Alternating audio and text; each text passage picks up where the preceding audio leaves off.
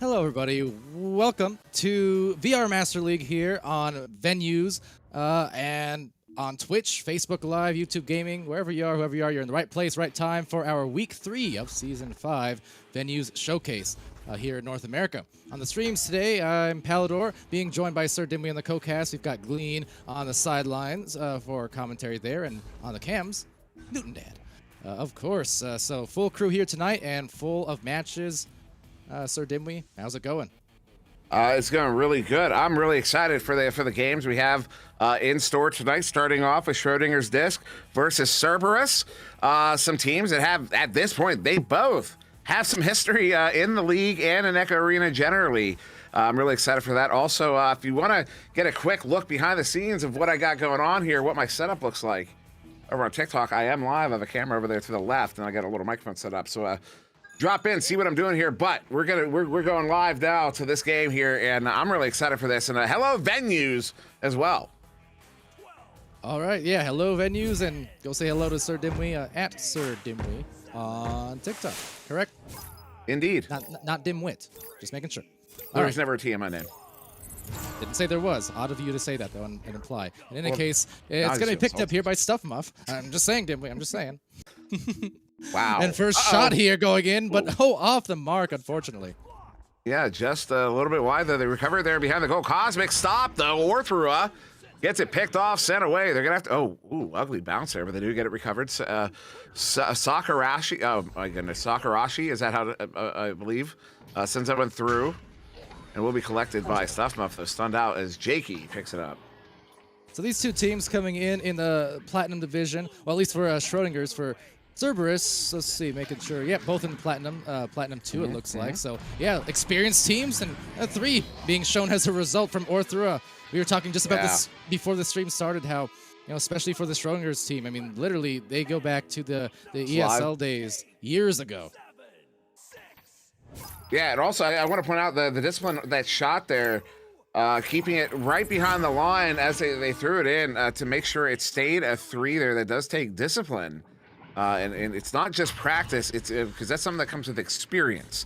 You can practice it all you want, but you need those live fire situations. But look at this disc movement here. Stuff him up over to Cosmic as they're going to go ahead and back that out to Kitty Toe. Kitty sitting that in, and it will turn over. Orthro turning it around now for Cerberus. And into midfield, where it's going to be taken quickly by Fiener, able to send that on the opposite end. There's an open goal conceded, but will not be made as it bounces into a rebound. Still a chance, and almost a mirror image of what we saw the last time, right on the edge of that three-point zone. Cosmic. Yeah, once again, we could talk about the discipline to make sure that release is behind the line, and that is a very important spot. You know, it's very important to keep it behind the line when you're that close. Sometimes you have to release it in a way that you're not used to, which makes the shots a little bit more difficult, which makes them a little bit more skillful. And seeing that skill from both these teams already in this game is pretty cool. It's pretty awesome to see. Yeah, absolutely. Just mirroring each other basically on those first plays. As a deep fling goes and just takes a ricochet off the bottom now. It's Fiener from the slice. Quite nice indeed for the 6-3 lead.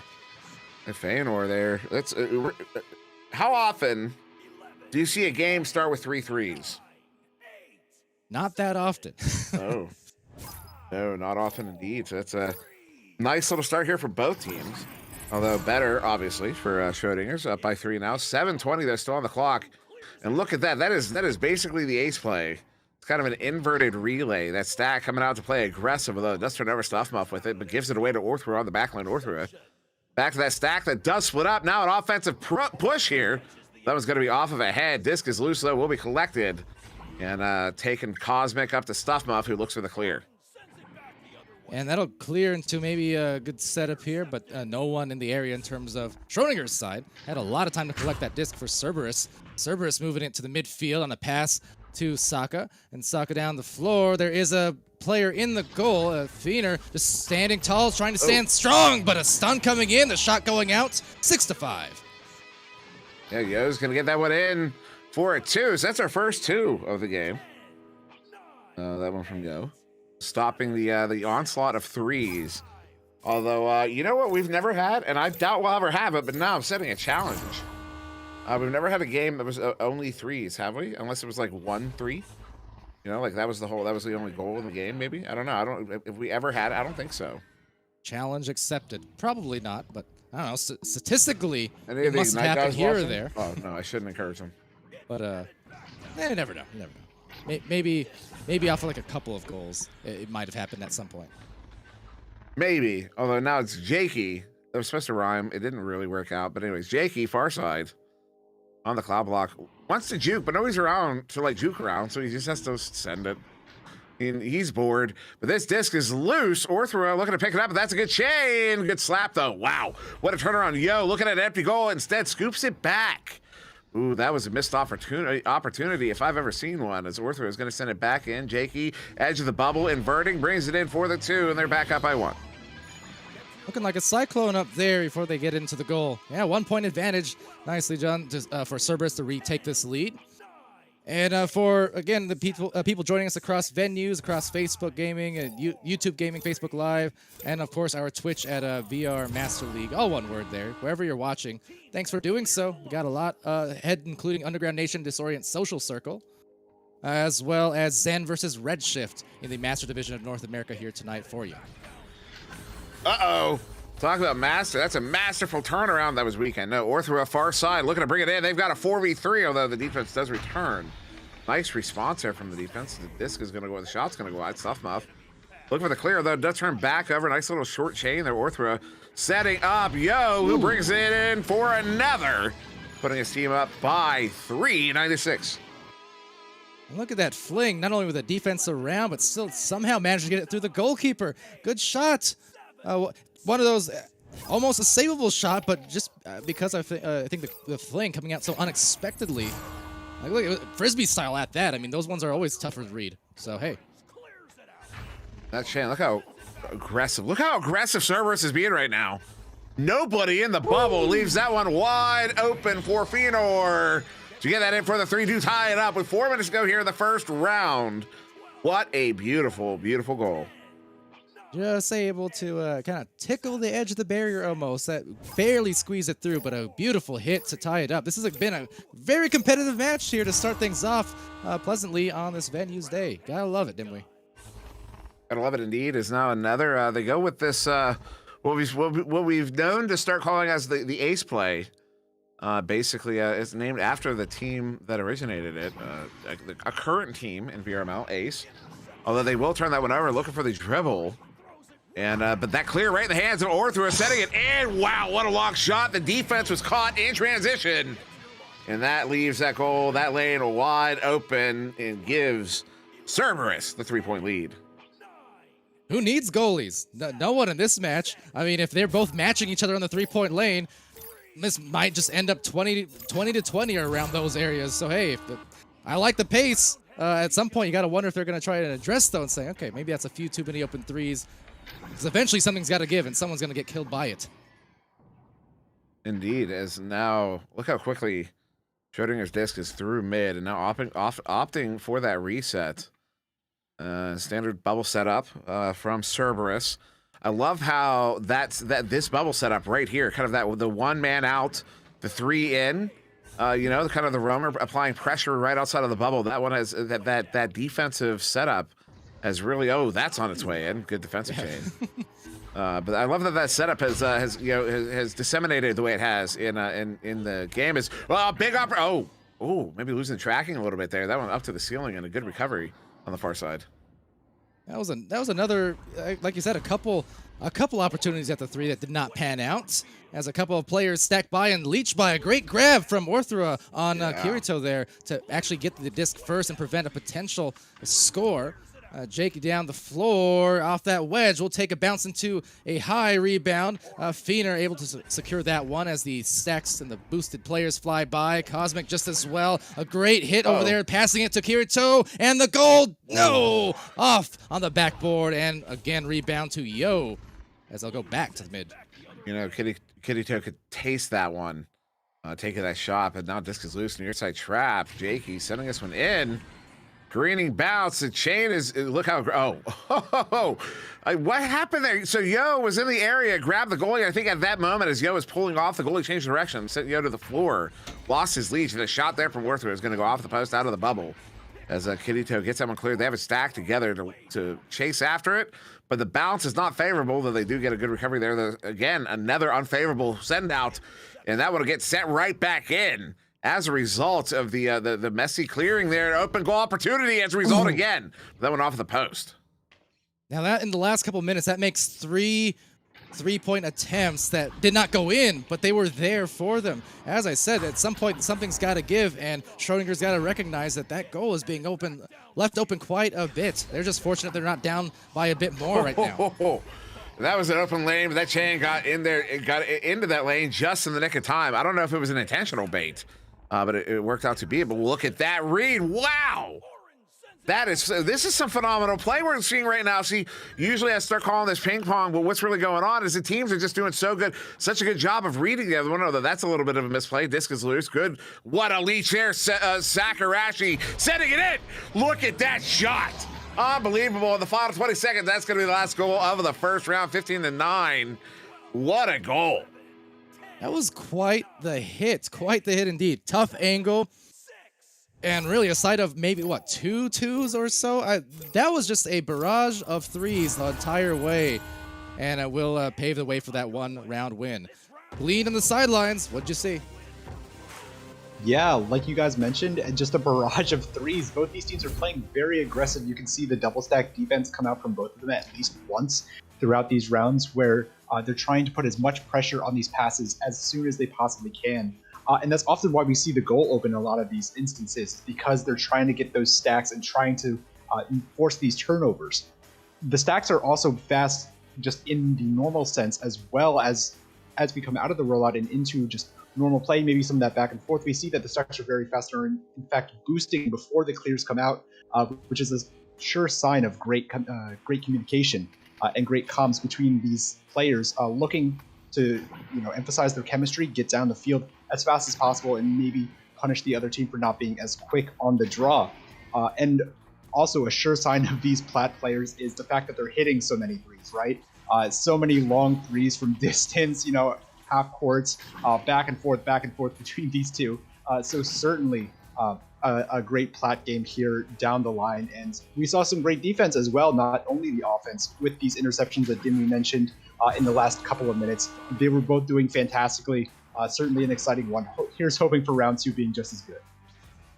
All right, thank you, Glean, there on the sidelines with those observations on the round. And as we do get a momentary pause, timeout taken between rounds on the player side of things, that gives us a chance here just to, again, thank all you guys for tuning in here across the day. Busy weekend all around. Next weekend we have Tyroland that many of us will be going to, including Dimwee and I, and we'll be streaming that from Atlanta, Georgia, and across the VRML channels as well. So look out for that next weekend, Friday and Saturday. But yeah, Dimwee, any other observations or shout-outs you want to give here in our little intermission? Well, actually, the question was posed, who is the faster and more efficient chains?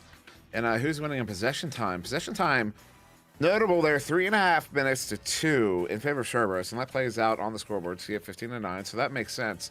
In the question about who has a faster or more efficient chains, I was thinking about it, and we're seeing a lot of really fast chains in this game, and really efficient chains. It's not just long distance chains, we're seeing short distance as well. And we saw a beautiful save there from Schrodinger's disc with the chain in their own bubble. I mean, they were set up on their nest. Shot comes in, trying to hit that lane, and they just popped over to grab the shot. So we're seeing a lot of beautiful stacking. So the only reason I would say maybe Cerberus might be running with the more efficient stacks is maybe because one, and this is evidence. This isn't reasoning. Sorry, this isn't the reason why. This is evidence for why they might be. So one, they're running the ace play, and two, they're winning. 15-9. So those two things together kind of suggest their stacks are probably working a little bit better. Or it might just be that the strategy of running the ace play, that is a play that we've seen it start getting once it kind of got identified and talked about publicly. We're starting to see it in a lot of places, and here we're seeing some good effectiveness with it once again. Yeah, I mean, agreed. Mostly. I would say where you're right on the stacks were kind of matching each other for a while. I do feel like those last couple minutes, though, side of the one stack save from Schrodinger's disc, that was following 3 times where they were not able to get there, and it was just a simple miss, as that is a definite make. This is kind of what I'm saying here, is that towards the end of that round, I started seeing the tides turn. Remember I mentioned something has to give? Like, eventually one of those teams are going to slow down and get messed up on their stacking rhythm, and I feel like Schrodinger's has got to be very conscious of that going to this round, as we see there, for instance. Yeah, they do get that first goal, the first 3 on the board here. As a little give and go, they're trying to fight against that chain, and they do. As that one gets, it's a bad pass, so it will turn over there, collected in the trench, excuse me, or throw over to Yo, looking for the cut. Goalie comes out to try to pick it off. That'll be Feanor on the far side, slapping it down to the floor as Cosmic picks it up, looking for the clear, though. That bounce directly off of that, trap block there. It's Cosmic now once again a clear. They have the stack. They're in the area. Do they get to pick up? No, both of them. Undershooting, overshooting as the disc goes just wide of the goal, though. Feanor with a good collection and a reset-ish. No, it's going to be a self-clear. Disc is loose. And Kitty Toe does get there. Yeah, got to be careful of those. A lot of sauce put behind the pass, but they'll still get the open goal at the end of the day. Dead center stuff, Muff now punishing. Likewise, I think once again, we're kind of mirroring round 1 and how that was. Just threes being traded on open goals because of those double stacks on both teams at times. Yeah, that's a really good answer there from Schrodinger's disc, Stuff Muff. With that 3 to tie it up to not even 2 minutes in. We're seeing, the first round started with 3 threes. Second round, now 2 threes. We're going to see another as this one gets sent in. That's a good clear. Orange is in the area. Disc is loose. There will be a scoop there. But into the hands of Stuff Muff, bringing it in. Oh, that is a big punishing goal right there. Puts them up 5-3 here in the second round. So Stuffmuff able to get the first goal for Schrodinger's on that first play, the last play around. Though this time the assist, very well communicated. Immediately knew when that disc went to his possession. Got rid of it in just a hot second to the right place for the high percentage score. Backboard, always a great area to latch onto. Oh, nice movement here through mid. Oh, they're already at the bubble in that triangle formation. 3v3, big setup, open goal. The goalie for Schrodinger's disc has been doing a lot of jumping out of the goal, a lot of attempting to, intercept those cut passes, and you can see why. I mean, they're scoring on them, but once again, that one does not work out. That's an open goal, 5-5. And the goalkeeper there potentially baiting the 3-point shot as well. Latched onto near the bottom of the goal. Not sure if he was maybe preloaded or not there with a jump, but. The pocket 3 could have been available, but again, I'm not sure if that was the intent or not. Oh, that pass across is not on the mark. Good recovery there by Kitty Toe. Although that chain gets it broken up, picked off. Yo sends it up and in.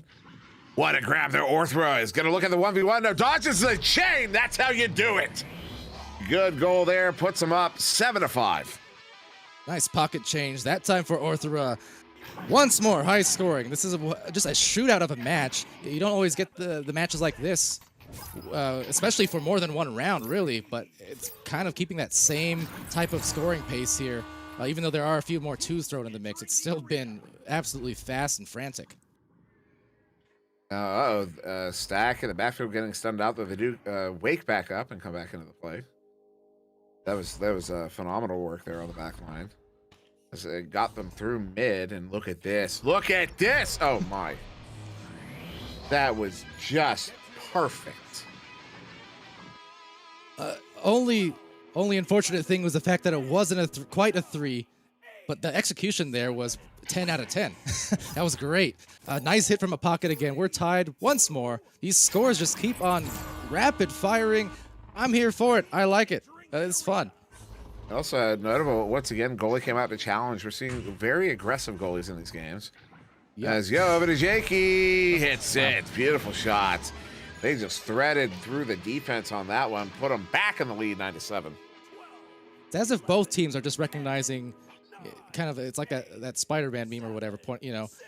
They're pointing at each other. It's like, I recognize you. You're me. I'm you. Yep. And they're both committed to just doing it. Neither saying, I like this. They're saying anything you can do, we can also do, maybe even better. But hey, keep it up. I want to see more 10-second goals. Why not? I agree, although maybe not this time, as that's going to be a turnover there. That was just kind of a sloppy dump in there. Nobody was in the area to collect it, although that's not good. That goal is wide open, and Yo Wimo is going to nail it. 11 meters out, 5-point lead now to Cerberus. Is that the first 2-goal lead in this game? No, not in the game, but in this round, I'm fairly certain. It's been a lot of goal trading. That is for certain. But hey, weaving through the traffic there and punishing for that one. This is what we were seeing towards the end of the first round. This is what I was kind of mentioning about Schrodinger's disc. Even though they're kind of happy to keep this pace going, it looks like they do have to be careful because that 3 started to punish them hard, and their stack's not getting back quick enough. So the bright side, unlike round 1, they have 4 minutes here to make some adjustments in round 2, and I think this might be the time to start doing it. And maybe, see, right there, that was a good time to try to capitalize on an opportunity, as now they're looking at a 3v4. They're still pushing ahead. Well, wow. They get the points. I was about to be critical, but I cannot, because they got the points on the board. They're back within a goal here, 12-9. They're just painting a picture there of triangles with those passes. Look at that. So they did go for a lot of the extra passes, but because they executed it so well, I mean, that got them. Look at that. That was so many in a row that were just perfect. I got to hand it to them. That was gorgeous. It was indeed. Oh, and Orthro trying to pull the ender there. Lost control of the disc, but Yo Wimo gets it back, sends it up to Jakey. Looking at the open goal, but the chain gets there again. Not the first time we've seen a chain intercept a goal, save a goal. As Kitty Toe gets it cleared out into the near side. Good pickup there, Cosmic. He has 1 to the right. He has 2 to the right. He goes to one of those 2 on the right. Fedor. Oh, what a move! He got some Jordans on.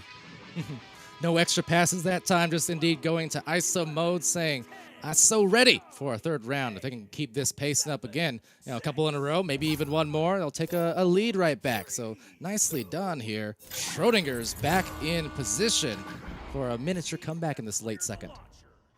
Yeah, they might just do it as a 1-point lead, and there's an open goal. Kaboom! Unless that happens. And this is, this is a result of both of these teams are playing very aggressively. And when you play like that, this is the risk. This is what happens. You leave that goal open for those long threes. That's a 4-point lead now. And it just keeps going back to my question, though. How many of those can you eat before you say maybe we should make adjustments? Because one round, the first round, Cerberus got the better end of it. This round, to be determined. To be determined. But especially if Schrodingers are only able to score on 2-point attempts, like their last few goals, that's going to make it tougher because you can't be trading 2s for 3s over and over, or else it will indeed be a case. That was an interesting back pass there, but it will be caught as it's a 15-11, less than 2 minutes left, Emily. Yeah, only less than 2 minutes left, 4-point lead. It's a minimum of 2 goals, which is only 1 reset. So still plenty of time for Schrodinger's disc to come back here. As Kirito sending this one over to Feanor, bringing it in. They've got points. 2 more on the board. They're back within 2. Yeah, and getting caught there by the goalkeeper just as he floated back, kind of lost the latch on the anchor. So either or. Points are points, and those ones well earned. We've seen Feanor doing a pretty good job now on some of these one-on-one dives with the duck moves and so on and so forth. Jordan's, like you said, minute left, just a little over, and they've got to get a stop here for the side of Schrodinger's, as it will be a quick flinger and snagged there by Feanor, and that is an important grab to keep them in this game. That one now bouncing around mid. Sakarachi will get it picked up. 1 minute to go. 2-point differential over to Orthrua. We'll back it out, and they'll run the clock a little bit as they can afford to, and if they do run it enough, this next goal might just be an ISO. Though that pass going to be off the mark. But that chain was already split up. There's a good stack race. That was beautiful. As Yo is going to get there first, turning it right back around in the hands of Jakey. Open goal. What a grab there, SAO Kirito. Oh, man. Talk about an important grab in its own right. That's going to be cleared to the other end. The stacks now need to form. Otherwise, Stuff is going to try and take a lead. Oh, they do. 16-15. Stuff Muff trying to find the right stuff for the third round impending. Yeah, with less than 20 seconds, that'll do it. There's a -5 once you come on the tube. So there you go. Round 3 on the way. 16-15. Schrodinger's disc did mount that comeback. So we're going to go to, excuse me, it was a +5. There were 5 seconds left. Actually, oh, wow. I did the math wrong. There was a chance there. I apologize to Cerberus. But with that, I didn't say anything. I figured you were probably correct regardless. But with that to glean, sidelines, what'd you think as we go into a third round soon? I think that both these teams are really showing why they stuck around so long in VRML. These, especially Schrodinger's disc, having stayed together for so long, I think there's hardly been any roster changes for them. And they have kept it so consistent. You can see the chemistry in these teams and the way that they play. Schrodinger looking to slow things down initially on their rollouts, looking for slower passes because they knew that Cerberus wanted to be aggro with that double stack defense. Although it worked out for them occasionally, didn't quite buy them enough, so they went back to these faster relays. But the passing game inside the bubble started to come out much more for them, as well as they started to break down the defense with a couple cross passes inside the bubble and some cuts to try and bring in those 2s later on. Of course, Cerberus just keeping back with what they knew that they could do best and what was working best for them in round 1, which was playing fast, hitting those 3s, looking for any opportunity that they could with an open goal whenever Schrodinger was a little bit too aggressive to just punish them at every opportunity.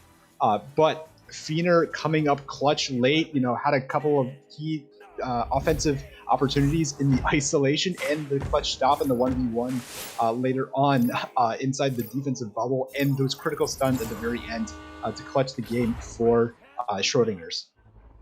All right, thank you, Glean. Into the third decisive round here on our opening match of this venue showcase. Feanor having it lost off the bounce. Kirito quickly over back to Feanor, though. They recover nicely. They pass it sideways to Stuff Muff, and all in alignment here in that triangle formation, rectangle formation, and they're going to bide their time. Yeah, this is what they've. This is ultimately what won them in the last game. A lot of these really good passing formations. They have one cutting in. Look at that. Oh, the opportunity there off the post will make its way outside of the bubble, but a good slap to keep it in. But they're in the hands of Sakurashi. Will turn it around for the clear. Yeah, just to kind of emphasize that whole point. I mean, the passing we saw from them, as there's a great pass there. This has been just as good as any Diamond or Master team on some of these plays we've seen from, well, both ways, but Schrodinger's especially in that second round. I mean, they were as impressive as anything on those slower executed plays, or at least the pass-heavy ones, I should say. Yes. Yes. I agree. It's cosmic. Indeed. Send it near side. Kirito, as they're. It's kind of a spread out. Look, this is interesting. This is like a chain breaker at mid. This is not one you see too often, although they do lose it for a moment. Feanor gets there too slow. Goal is open opportunity. Oh, nice response there. Who got that grab? That was Kirito, but back of the hands. Yo! Yo, what's up? Oh, yo. Yo, Waymo. But 4 points now, uncontested. That was a great save, you're right. Really playing those margins right up to their maximum extent, because that's at least, 3 now that we've seen where just in time they grab it off of those stacks. So there's a lot of confidence, but you're right, they're committed to it. Can they do it again? Because otherwise it's an open goal. That's going to bounce wayward into the barrier as a couple of taps, and Jakey securing, turning, but not finding the bottom pocket. Now, good recovery there, Sakurashi. Though sending it off to nobody in particular, that is unfortunate. And that will be a good clear, though the chain has to track it down, as it did take the careening bouncer. Sakurashi with a good grab and immediately turning it around for the clear. Their team did have the stack ready, but both teams have a stack ready. They're not uncontested, but Jakey will get it in for the 2 very, very quickly there. That was just speed from Cerberus. They're showing that a speed or form, they can get it in. They're up by 6. Well, Schrodinger's had speed too, unfortunately, a little bit too much speed. Because, they overshot that, what would have been an open 3-point opportunity, and just were not able to gather it back in time, and they were punished accordingly on the other end, unfortunately, with those. Yeah, that's the name of the game when you're playing this type of meta, indeed. And like I said, it's entertaining, but it sure is high risk, high reward type scenarios. Yeah, it is. It is very high risk, high reward. I do agree with that assessment. I mean, we've seen both teams playing very aggressive, and you see right now, Cerberus running a double stack as their front stack splits up a little bit, but you see that's why Schrodinger's disc is having to be so careful about these passes, because one missed pass, if you have to recover on it, that half a second is all that chain needs to strike. As look at that was almost right on. Kirito was right there for it, and it will turn over. That is unfortunate. Here's a big opportunity. Long heave is going to be quite wide, quite high. And now careening to the far side of Orthro will send it. Stuff Muff. Good pick, good clear. Stuff Muff beasting inside the goal and releasing into the stack. Sits back off the backside there of actually either wall. It'll just careen left to right. Another one of those cases where they were fast, but they could not get the read. And instead, it'll be now another 3-point potentially, as it's a little low. They're going to get a potential recovery as well. But again, the overshoot here. So this is costing them some opportunities. Granted, both teams now committing some of those overshoots as Kirito gets it over on the pass to the midfield. Feener trying to shield and also distribute it back to the reset if they can. A lot of struggle clears and not a lot of possession time, as it will be 6 points uncontested and possession ultimately back to no one as it's slung into the trap. Wow. Yeah, that was just a scoop to the trap. It was kind of a Hail Mary of a clear. You're hoping your team's going to get there first. Jakey looked like he went for an anchor and like it looked like Wow. Respect the shot. That was a beautiful one from deep. Yeah, nice ceiling shot there from Feanor. Puts his team on the board. Notably low scoring round here. We're halfway through. Only 3 goals. Excuse me, 4. It's 4 goals. I believe it's 3 2s and 1 3 there. That's not Jakey with it. Has Yo right at the edge of the bubble. Oh, that would have been on if without the bounce there. Sakurashi now looking for a bounce pass of his own. Gets it to Jake, who will wisely back that one out as they were playing a little bit off of balance. But the Orthra does not waste any time. Oh, that one's off of a head, and out of the bubble once again will be a race. Good lead shift from Jake. Picks it off and gets his pocket picked by Stuffmuff. This whole match is nothing but a race so far. Down the end, it goes some stack breakage nicely, actually, from Schrodinger's. They're going to track this one down over at the trap.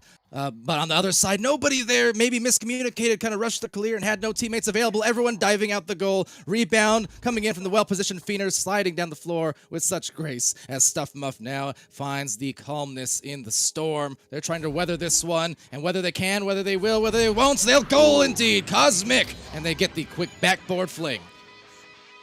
Yeah, so I'm watching that one back. Yeah, so Cosmic, the goalie knew, so goalie set up like looking out, right? So goalie's looking forward, and he, from the goalie's perspective, Cosmic is behind him to the right. Then Cosmic shifts his position to get that pass to the left side, and that's what kind of throws the goalie off and leaves a little bit of that room. Cosmic to slam it in for that too. As they're back with a one here, 3.5 minutes. It's been a while since that goal. An interesting rollout here, though. Disc is loose. Good play, Stuffmuff, but a better recovery there from Yoamo, who will turn that one around. And Orthra will just fling it forward and give it away to Fëanor. I do want to also point out, too, I see Swag in the chat there. Not only a team returning from Season 2, Season 3 of VRML, this is a team returning from ESL. This is from 2017, 2018, this team, who've been there forever, as that almost goes in. And my goodness, that would have been some serious momentum this late game. But yeah, this is actually one of the few rosters remaining anywhere in our league that's been around forever, as they will indeed get the goal. Wow, I was almost expecting the headbutt. They came in there with some fury. It's a 1-point game, Dimwee. It is a 1-point game. 1-point advantage, I should say. Yeah. Schrodinger's disc is you know, showing that they're still in this. Cerberus had a few times now have looked like they were taking control, and then Schrodinger's disc came back, and they've done it again here. Although now looking for that relay, it's not going to happen. Oh, Orthra, a big pick off there in the tubes. Sends it to Jakey. Ooh. Look at that. Kirito with the hands. Disc is loose, so he has to pick it up. And does slap that one through. They have the chains here to track it down. They will be uncontested. And get the points up by 3, 2 to go. Wow, runs starting to be put in here in the clutch zone. We are in the bottom of the third and decisive round here, this best of 3. And it has been high scoring start to finish, really. Pace maybe slowing a little bit down here in this third round, but on the whole, those double stacks have just... These players have to be sweaty right now compared to your average match, which you're already sweaty in. They're holding steady. They're even holding for a 3. They're running away with it now. Kirito, and that is some art, some sword art even. Wow. Okay. Okay, calm down. That would call me by surprise. I'm calm. We went this long. Like, it took that long. I know. Look, I had the nerve to make that link, right? Oh my god. I quit. Did I just hear the Dimwee bleep for a second? SOS. Well, you know what? I say these guys are absolutely on fire at this point. That is, I've lost count, Dimwee. Is that 3, 4 in a row? They have just made a massive run in this third. Incredible. Try as you might, you can't censor it. You can't. I think it's more than that. Yeah, I'm 90% certain Cerberus was up 6-0. This is 15 unanswered points. Yes. Wow. Yes. Then even more impressive. Wow. Yeah, this was quite the performance from Schrodinger's disc here in the third round. They went from looking like they were going to be losing the second round to winning the second round, and now taking it convincingly in round 3. And you know what was somebody snickering? Look, I have no remorse, Code. Then we do have a Glean on the sidelines, though, who's really cringing hard at the moment. What do you think, Glean, of this round? As we do run to a close. Reminder, we have another match soon, so we'll try to get there in a moment. But I'm cringing right now. Look, Pally, if I'm being honest, it's a combination of cringing and just awe at the fact that you can still come up with these rhymes and these connections every single day and every single cast. It's rather impressive, but this game a little bit more chaotic than the other this game a little bit more chaotic than the other ones, or this round I should say. But it ended up being that the clear and boost was the key for Schrodinger's disc to come back in this one, utilizing that to its fullest to then be able to make it all the way down the field, capitalize on a lot of opportunities, and that's what really won them this game down the stretch. Like you guys said, though, I think we need to jump to the next one fairly quickly here, so I'll leave it there. But good games to both teams. All right, appreciate it, Glean, and indeed he is correct, because next we have Social Circle here versus Underground Nation. So we're going to go to a quick intermission. Don't go too far, because well, that's going to be in the next minute, so stay tuned.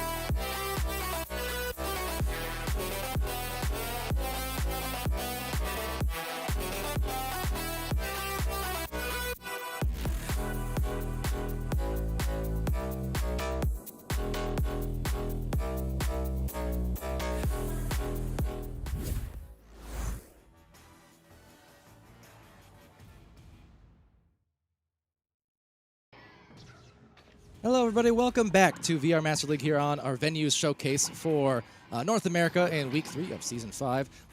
We're here. Told you it'd only be a minute. Got quickly into this next match because we have 2 more teams here. We're high on hype votes, and they're riding high on this ladder. They're climbing up that Platinum division currently. It's Disorient Social Circle coming in against Underground Nation. On the casting end, I'm Palador, being joined by Sir Dimwee, Glean on the sidelines, Newton Dad on cams. Sir Dimwee, have we recovered?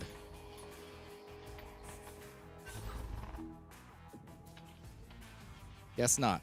So a few less puns this round, noted. Glean, how about you? How are you feeling about all this? I'm feeling match, good. That is. I'm feeling good about the puns too. You know, they're on point for tonight, just as we were hoping that they would be. I do actually know a little bit about Disorient as I casted them not too long ago from the sidelines. And they are certainly a strong team, very fast as well, just like we saw with the last couple of teams.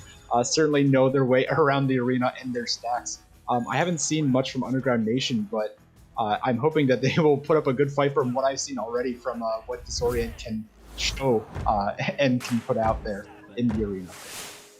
Yeah, I did get a chance to cast them Underground Nation. That is about 3-4 days ago or so. And it was ultimately a close match, a 3-round loss against Astro, as we have the first round launch here for these teams. Sir Dimwee, hopefully you can take this one away. Indeed. I have not forgiven you, but I will cast as Lavish. Uh-oh. Misses the mark. Spooky. Spooky indeed, sending that one in under a lot of pressure. Lavish sending that one off the backboard, and it will bounce away. The faults on the back line sends it right back in, and that one's going to bounce just wide of the goal as the goalie's going to come out and slap it away. That is Geek 101 with the clear. And Geek spelling his name with the old... Wow, that would have been something to call home about, as that one is then going to go off the head. Is this the kind of game we are in for? Look, you can't let your eyes off that disc for a second, because I've done it even a few times this season as well. People are getting way too good, which is nothing but a good thing, honestly. But yeah, you let your eyes off of it, and that disc is going in from full court. It's amazing. No, quick. Oh, that chain gets stunned out. They might have an... Oh, what a play there, Geek. We'll get that one sent through. As they were just looking for a relay. And Geek just had a good read on that. As that's the kind of one of the dangers of the relay is if you set it up in kind of that standard formation, it's exceptionally easy to read. You know, when you have kind of that straight line between the goalie, the quarterback, a receiver, and then the second receiver. When that line is clear, you know, it's really easy to cover it. As Muted Monster, ooh, that one's just going to go wide. Good scoop there from Fault to send it away. Yeah, a big part of that, too. I mean, a big part of the reason relays also work sometimes as a shot goes out, and just on the underside there, is because teams don't necessarily want to always commit to that first one, just because they know if they lose it, they're going to be scored on. They might be scored on here, and they will be, in fact. Was a grab at the very end, but a little too far in the goal, perhaps either or. It's going to be 2-2. 2-2 indeed. 2 minutes off the clock. Indeed. I just wanted to rhyme. Doesn't make sense. So it's going to be...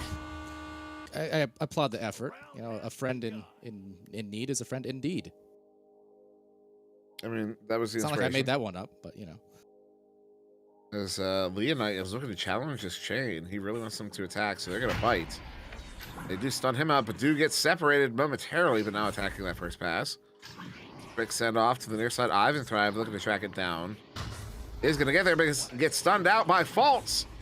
We'll turn it around for the clear. Although the ugly bounces there keeps it up near trench as Lavish now up. False anchor shot off the top side of the post, but not out of the bubble, which gives Leonite the opportunity to pick it up and clear it away. I think Faults may be looking for almost a jack-in-the-box type play. Get the pass and then kind of surprised by popping out with the anchor. But didn't work out in that case. They'll still get a rebound. Lavish, that is, with a pass found. Oh, dings off the inner post a couple times. Unusual to see that not being scored, and that's a tough miss as it will be rebounded now. It looks like by Muted Monster, they're going to get the clear. Yeah, solid clear. That one's all the way out. Although we'll get caught in the trap there. And then a headbutt to get it away. Frosty asking about superb owls. I don't know what ornithology has to do with this. As that's a shot bounce off the post. Maybe I don't know. I don't have it. Orthro was the last game, didn't we? No, ornithology. Son of a gun. I don't know how to say the word. It's not son of a gun. Ornithology. I'm finding a lot of faults with your lines, but Fault trying to get a pass there down the sideline. Picked off here by Muted Monster. Muted Monster having it picked, though, or actually backing it here now. It's Geek has a assaulting player and Spooky, but not too scared, it looks like. Still finds a confident clear. Nice clear, in fact, through the Geos.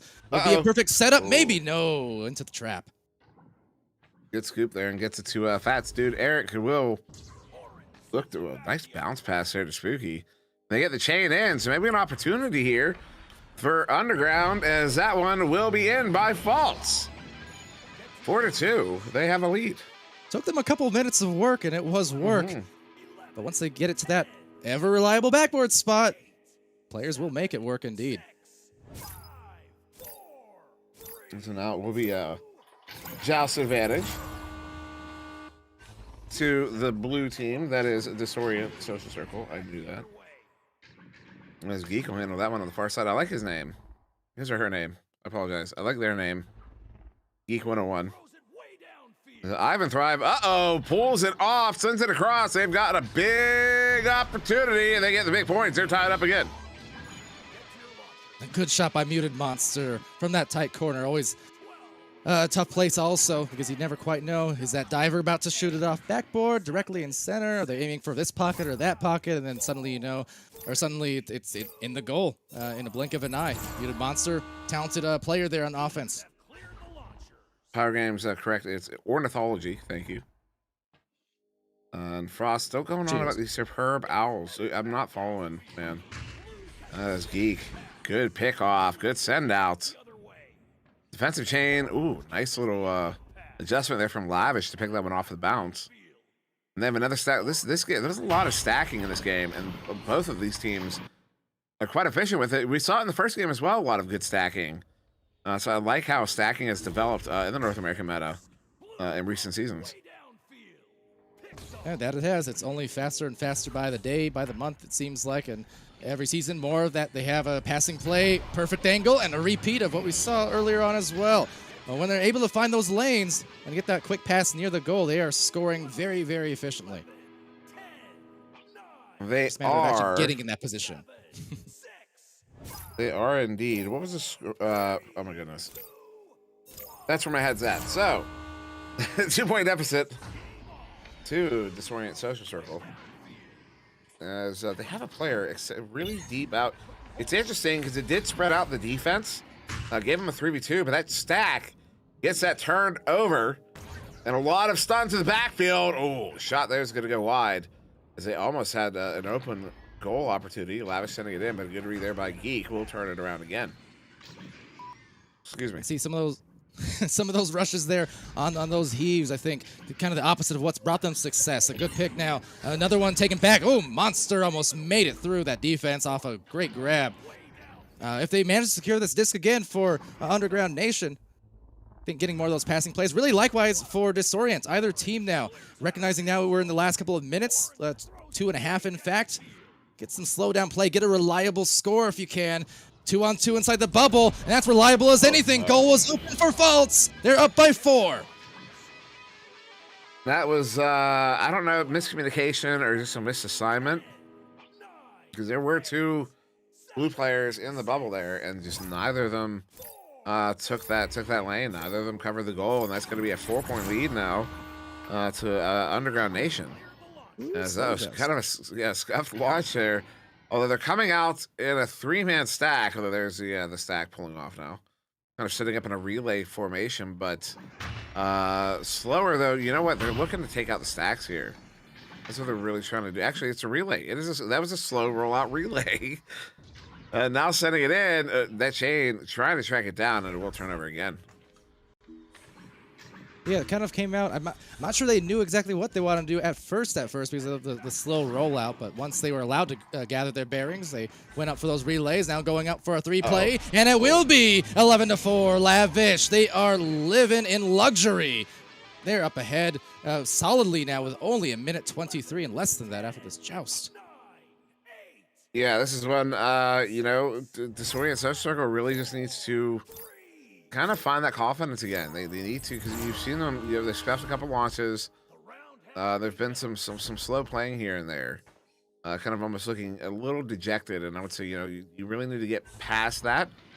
You need to score a goal so you can get that confidence back, and that's going to be another turnover. The clear keeps it in the zone, finding its way to the near side. Lavish with a good pickup. They don't have a chain together, so he opts for that reset instead. His faults will clear it again. And down the floor they go. A recovery by Lavish, who scored a few times. No, actually past the fingertips, but slips in the right spot and slips it into the pocket. Nice loose change, 13-4.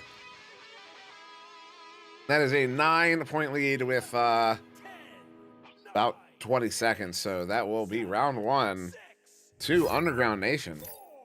Waiting on a final score here. It's about 20 seconds, but that was a quite a performance as possession time is almost equal. In fact, after this play, it might be equal. As we're looking at 320 to 310 right now. But shots taken 12-7. That's a substantial little difference there despite the possession time. As we will count down the final 5 seconds of round 1 with that final heave there. Glean! That was quite a performance from Underground Nation. Yeah, I think the most critical thing that they were doing was they were punishing Disorient for all of the little mistakes that kept happening. We saw a number of times where maybe the rollouts, a couple passes are working, but then the next pass doesn't quite work out. And that front stack is so punishing because they move so quickly on getting on top of that player or getting on top of that disc, wherever it may be in the arena. Same on the offensive end. Whenever they get the clear, they're always the first to the disc, trying to get down to the other end. Both these teams had very defensive stacks to start out this one. We saw whenever there was a clear or whenever there was a pass, these teams were quick to make sure that they got back inside the bubble, inside the goal, or try to make the interception whenever they possibly could. But once Underground started rolling, they never let it go, and they just kept going with it. In order for Disorient to start coming back in this one, just communicate a little bit better, get on those passes. We could see that maybe there was a couple fluctuations in there, whereas Underground is rolling with their comms right now. They're on the same page. They know what they want to do.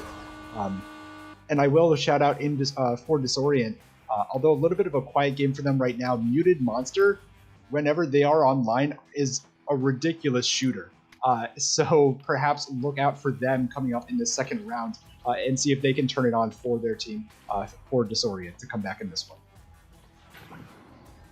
All right, thank you, Glean, there for that analysis. And indeed, I agree. Muted Monster, one of those players I just recognize purely off the fact that I've said his name so much on impressive offensive plays over a cast and things like that. Certainly a player to watch out for on that end. We do have the second round about to start here. A couple of player swaps, as Newton Dad was informing me in my ear here. And it looks like, yeah, we have Burden Boy and Icy all of a sudden swapping in to the Disorient side of the arena. So that could be a story to follow as we go into round 2 here, Dimwee. Yeah, replacing Ivan Thrive and Geek will be Icy and Burden Boy. As, yeah, I thought Icy was supposed to be in this game, but then didn't see him. So I wasn't sure what was going on there, but there we go. As a quick first touch will be to Underground Nation, sending that one in, but look at that chain, tracking it down, sending it in. Burden Boy hits it for the 3, 10 seconds in, 9 seconds in fact.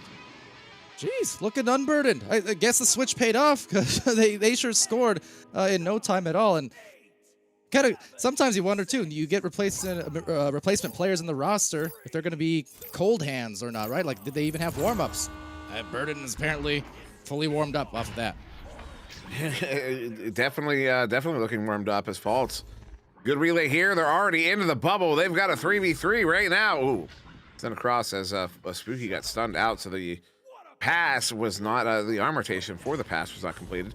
Oh, Icy with the hands. Ooh, the shot goes just off the post and out of the bubble. Only a narrow miss there by. So both of these players are placing in, but looking warmed up, and nonetheless, though, filling it up. It's Lavish. Was scoring quite a bit last time around. 9 points on the whole so far, and 2 points in the goal to start off their round 2.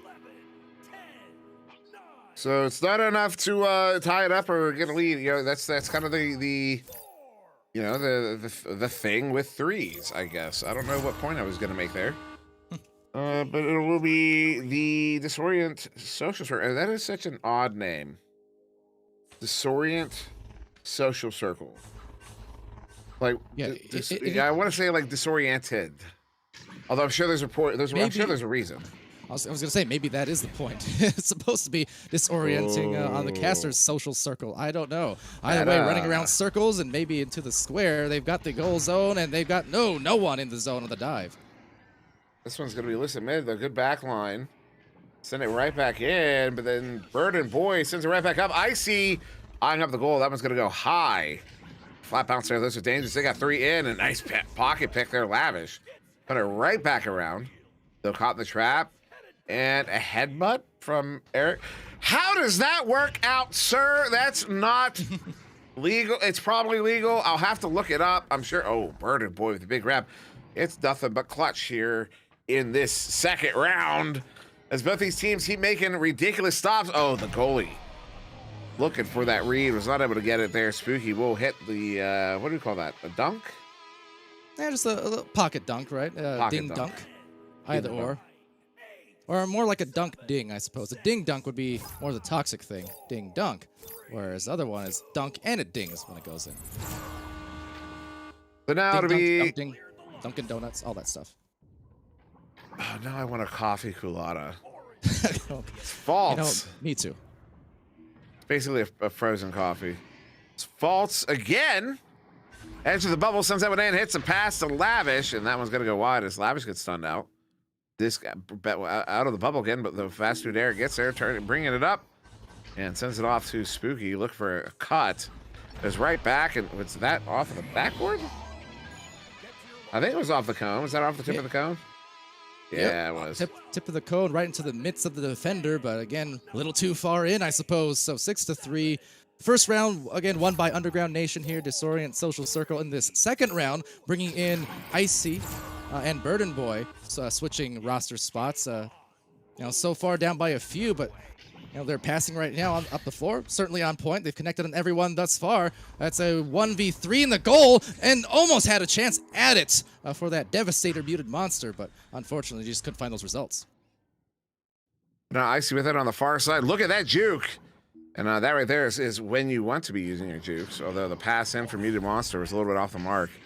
And that's a fling again back to the far side. As both teams trying to scramble for possession at the moment. It will be Lavish with pickoff. Ooh, nice challenge there. I believe that was Burden Boy with a clear. That's why you challenge. Clear's not good. Muted monster has one behind the goal. Oh, that shot. Unfortunate. Wide and out. Yeah, a couple of those narrow misses where, especially if they score here right now in Underground Nation, they have the opportunity. There's the lane. Oh, losing the handles and taking it away, in fact, as it will go into the 3 eventually. Interesting interaction. That almost didn't work, but they got it. That was a false start on the granny shot there. And of course, anytime I call it the granny shot, people think I'm being like like rude. No, that is the granny shot. Like that because we call it the granny shot facetiously, like kind of for fun.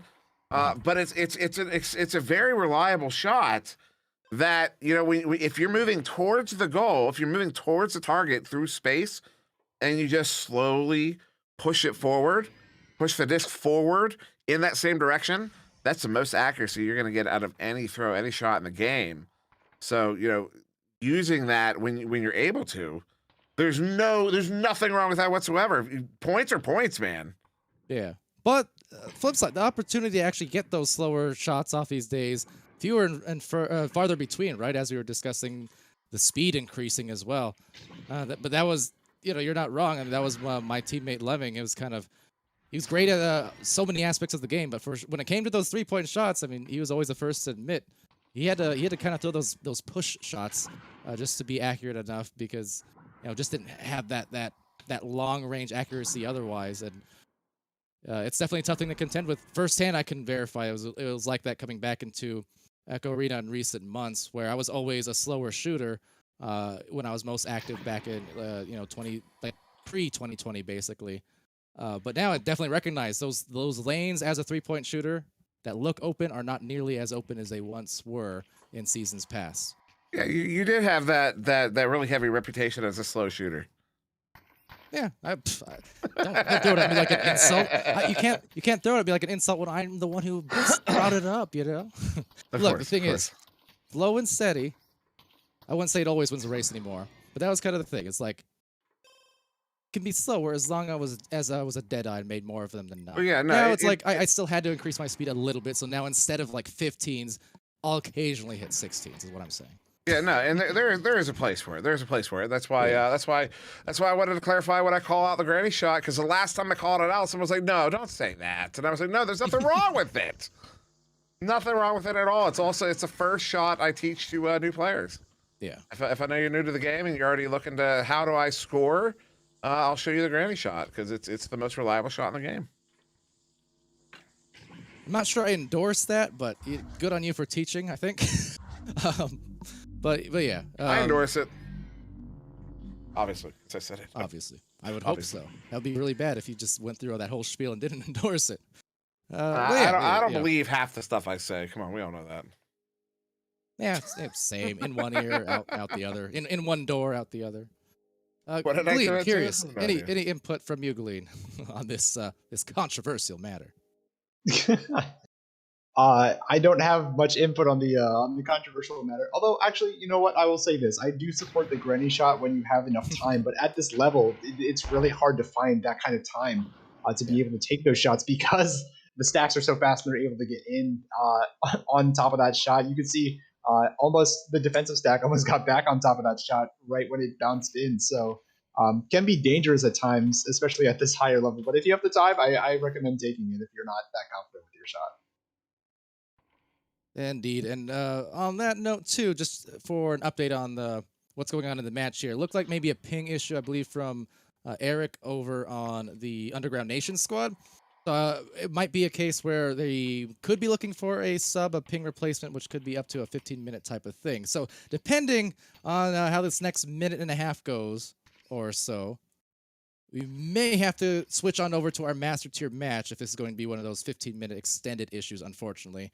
We'll keep you updated, though, as we keep the fingers crossed, because we never do like being left without a conclusion to these matches on the stream.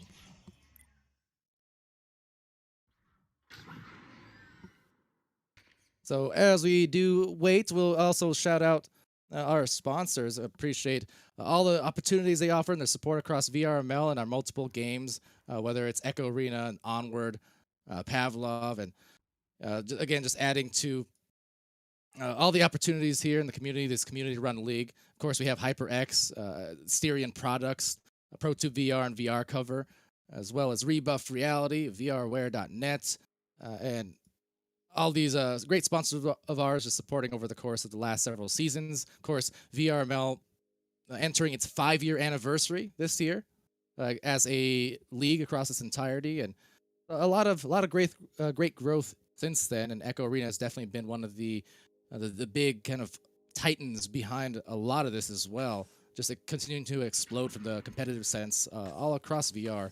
as VR grows.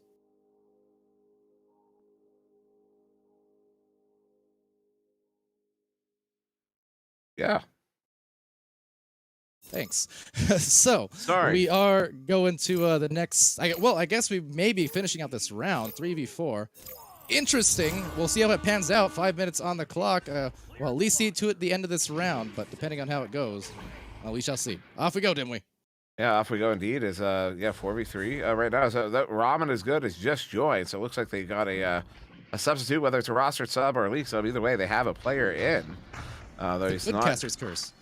Good caster's curse is he's not quite in the arena yet. I still see him not moving in the spawn room there. His disc is loose here on the near side. Blue team looking to get there first. It will be Icy with the pickup over back to Muted Monster. And again, that player is not moving yet. The headbutt save Nice. properly. You don't see that very often as it gets cleared. The shot was smart, but they just right within the zone of the head. They go ahead now for maybe the buckets, but they couldn't get it. Still plucking it off the off the wall rather. It's Lavish has been getting the hands on them a lot. And now another attempt, but no, it's going to be snagged there. Maybe one too many throws, as it will be Leah Knight down quickly as two players recover for the defense, and they will be scored on there. That fourth player, I think, yet to actually join, it looks like. Was hanging just back now for moving. a while. There you go. So they will be scored on, but they were able to hold off for a minute. They were able to hold off for a minute, and they do have all four activated now, so we're back to 4v4. Less than 4 minutes to go with this 4-point differential in the second round.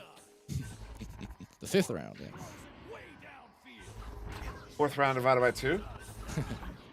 As little ping pong. We're playing some tube tennis.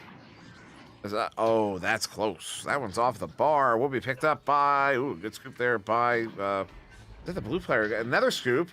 Are they really going to? That would have been something special if they had been able to hold on to possession there, as they were just kind of continually scooping it back to the person in the back. As everyone was shooting a little bit, we'll be Lavish with it, bringing it in. Ducks one. Whoa! Muted Monster with a huge stop there in goal as Icy gets to clear.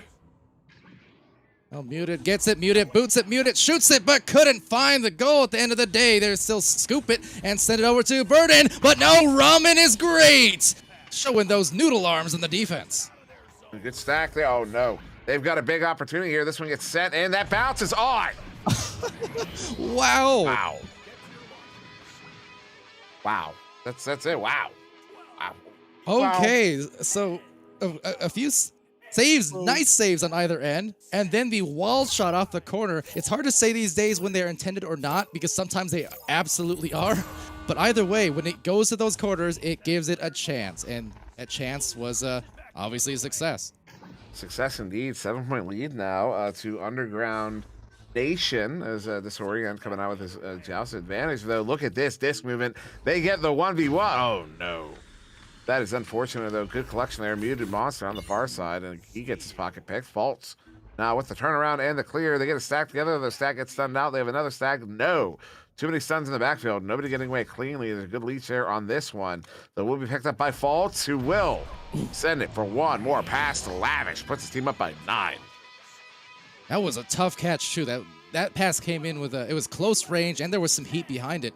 We saw one of those passes earlier attempted, and it was picked off by the goalkeeper in there for Disorient. So, not really large amount of room to work with, especially with that defense impending. But they got it in. That could be very well the Ice, because they're up ahead by a decent margin now, 9. They are. As Icy looking to get that one into the bubble. The Faults will get it picked off instead. Looking for the clear. They have a stack chasing it down, but the bouncers were not favorable. Lena sending it back in. And that goal was wide open as Icy makes sure they get the 3. They're within 6 with 54 seconds, I do believe, on the clock. It is possible, but they have to score very quickly here. At this point, you kind of recommend, as I always do, recognizing the time, recognizing the score advantage they have, maybe going with a shorter rollout here so they can at least keep that goal covered, or either that, a stacked rollout, one or the other. The point is, the only thing they need to do is avoid being scored on by 3s for Underground Nation. If they can just get a person in that goal right now and just keep them there for a few extra seconds, that'll be enough to win this match alone. They can't turn it over, though, because they just did. And a three-point goal would make this tremendously interesting. They need to go for it. They got it, and it's not good. Lavish! Wow. Oh, tragic indeed, but a victory for them. That was a huge save. Yeah, that was. I mean, that was it. We're counting down 2-1, and that'll do it. There's Icy turns it around, but that save from Lavish was clutch. It was absolutely clutch. I thought he was stunned out for sure, but that stun must have come out literally like a tenth of a second after he got that stop there. There's another turnover there, far side, but 5 seconds counted down. Underground Nation will be taking this game in 2. Unbelievable. All right, Glean, on you. What do you think of that match as we get set on our Master one here in the next few minutes? What a clutch up, though, at the end, though, with the defense. Entertaining match it was.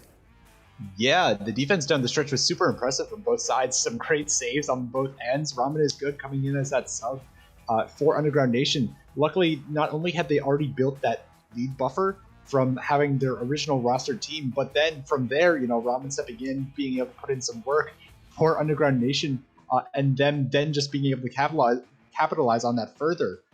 Just worked out so well for them, and they managed to take this one in too. Although we are a bit late to our next game, we got to make sure we jump over to that because the Master Tier matchup will be phenomenal. That's right. Next, we have indeed Redshift versus Zen in the Master Division of North America. So stay tuned. Brief intermission. We'll be back in just a minute with your final venues match.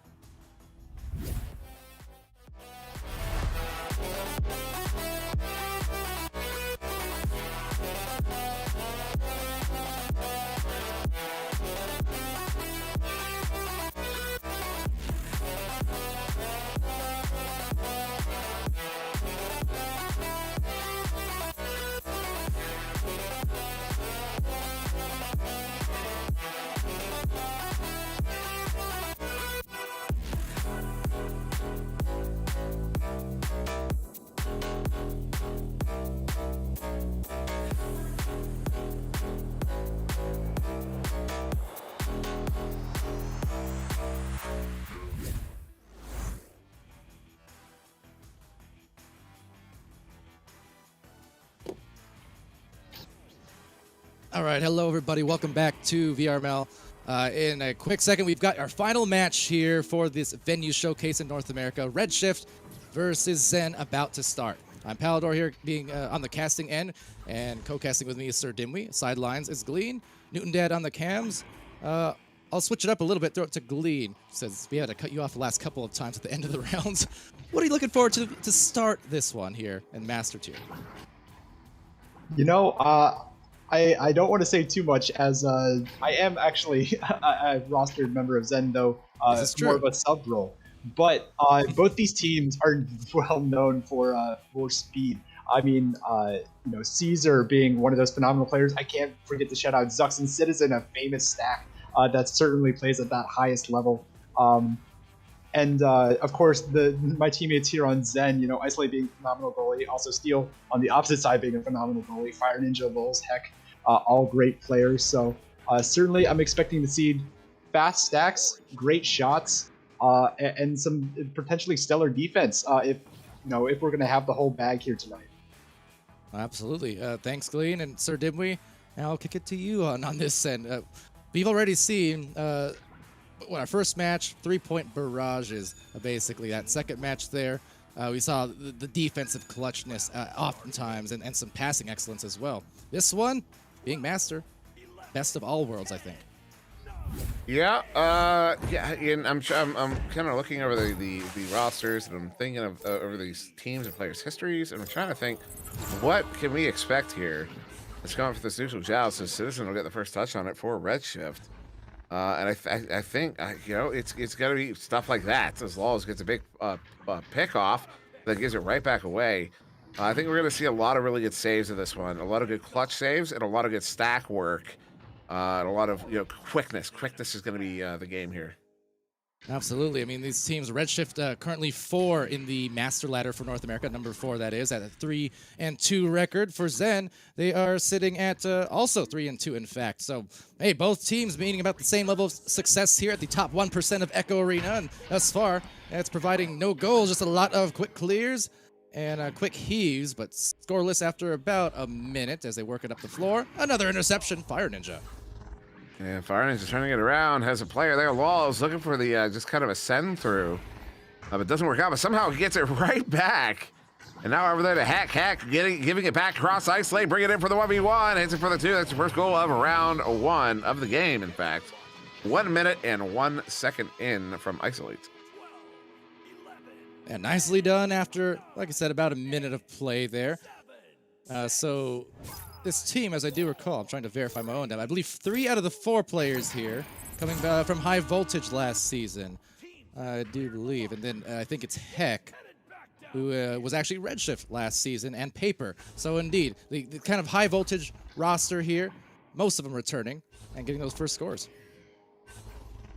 There's some really good disc movement to keep this one away from the stack. The stack will ultimately gets itself broken up, and they get to attack the bubble that they're looking at a 3v4. They pressed in nonetheless as Laws will get it picked off.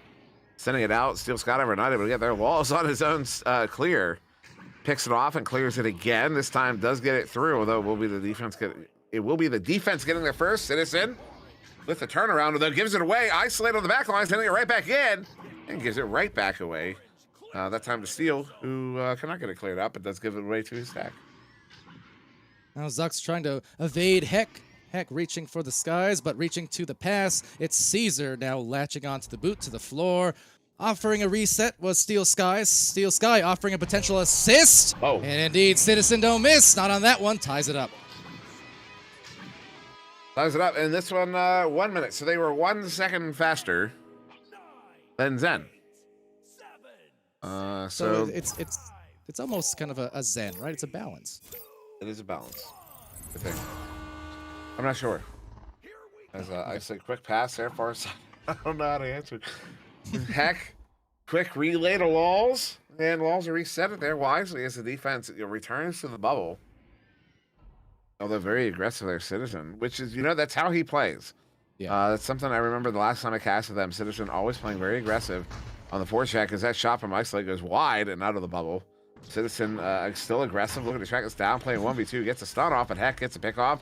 1v1 there for Isolate again. This time Steel gets a touch on it, but a technical goal is a goal. Oh, come on, Steel. You know that those happen at this point. Can't be surprised this late in. 2-point lead. I think more than most Steel probably knows. Indeed, didn't we? Indeed. You know it. Unfortunate, but yeah, it'll happen to everyone. But yeah, Steel, not gonna love it. That said, all they gotta do is recover on this end, score again. They'll be just fine. There's a passing plays, 2-man game. Caesar. Oh, the dirty move that was! A shield and a 360 into the goal. Disgusting. I just had to watch it back on the. Excuse me. I just had to watch it back on the stream. Because that was What a the villain. showstopper doing what he does best. There's a Zox big stop there, gets it to Citizen, who Serdings it. Serdings it. Who, Let's we? see, she'll hand it on the back line. Huh? Said who, we? Must see them we. Continue. Zox. I'll send it back. 5.5. We're almost halfway through the first round here. It's still a tie game. Look at Redshift. They're trying to pull the defense out. They're trying to open those lanes up, but it's not going to work out as heck. Picks it up, picks it off, sends it out. And a good stack race. So I see Orange getting it first, and they do. That's Steel Scott over with it now. Defensive this match is, and indeed it is. That deep shot, could it be? No. Off the barrier, though. Recovered. Steel Sky right down the lane, and right before the defense could get a grab on it. Up by 2. Sometimes it's like that, did we, right? You have a full minute or so just kind of hanging around the bubble, trying to maneuver around it. And then a little bit of midfield madness, and suddenly really quick open goal. Really quick open goal indeed. And again, it's the aggressive play that we've been seeing throughout the night. As Laws sending it in. Oh. Disc is loose, will turn over. Fire Ninja, though, gets it right back. As Laws cutting in, and Zux will get it right back from Fire Ninja. With a good clear, Citizen is out in the area. That one goes narrowly by the goal. Just got over with them. Steel gets that one picked up. Citizen looks to take out the goalie. Goalie gets a good headbutt stop, but Citizen picks it up, completes it, puts it in for the 2. They're up by 4, 8-4.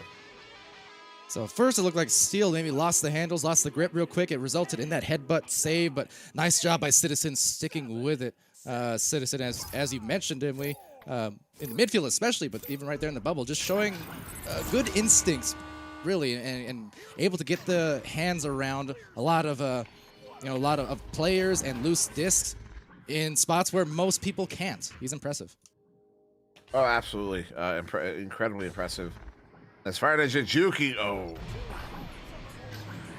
is now the time to talk about how, there's some arguments for changing, the way offense can enter the bubble and the things they can grab and the things the defense can grab. It's a good, interesting conversation.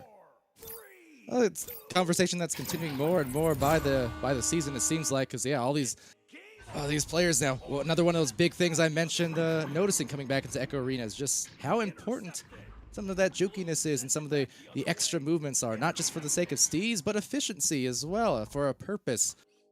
But here we go, lining up on the offense, interception, lulls. Yeah, now a good clear defense. Everybody's in the area. It's going to be a 1v1, so this one gets a grab. And turns it around, sends it away. Through the near side tube and into the hands of Isolate on the back line. Fewer than 3 minutes to go here, 2:45. And then that last one from Zen, keeping him in this round. Good collection by Isolate, gets his own clear, sends it across. Oh, how'd that get by that player? I don't know. That gives him the opportunity. Big stop, steal again. That's cleared. It got past Caesar, but won't get past that steel curtain, as you call him. Isolate, though, trying to make it happen again. Fire Ninja now lining up. They have that cross. There it is. You saw it coming, and there it goes. Oh, heck. It's 8-8.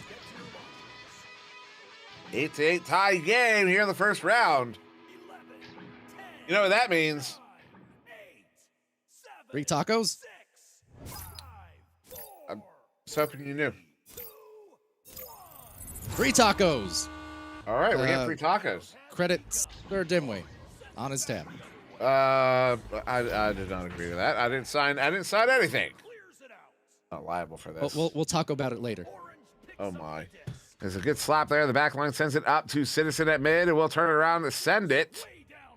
And that one down to the 4. Zucks, we'll get there. As one in the bubble, they got to press. It looks like, they love to.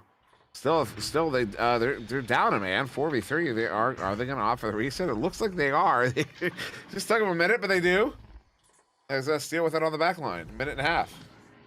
Some pressure there from Lulz, but Lulz now backing off into the barrier. No one contesting Caesar, and Will sees a lead right back for them. Still plenty of time, but now it's going to go right back into a situation where, if you're Zen, don't want to turn it over, of course. You just want to find the highest percentage shot available. They don't need to act fast. They just need to be meticulous about this next move. I agree, Sputnik. Dunk should only count for 1 point from now on. As Lulz on the far side, let's make it happen. A little give and go here. Citizen playing aggressive. This is going to get loose here. Far side, Lulz stunned out by Caesar. Who sends that one in off the ceiling to Citizen. Citizen is going to duck.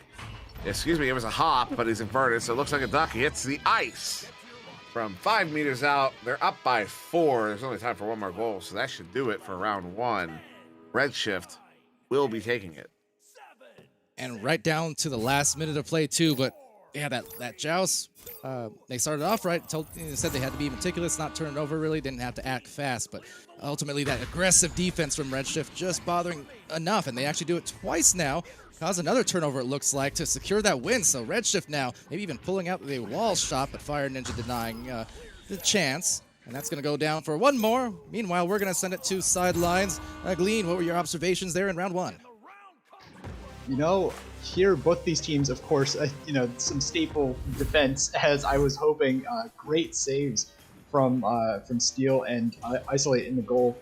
Certainly doing their work and doing their part, but from what I'm seeing, it's just a lot of back and forth between these two teams. Both Redshift and Zen being very respectful of each other's defenses at points. Even when the stun comes through on the goalie, there were 4 people in that zone towards that goal. They opted to back the disc out, make sure that they can make the most of their opportunities, and really try and emphasize. And that's why we see, maybe a little bit lower scoring that we would expect a Master Tier match to be.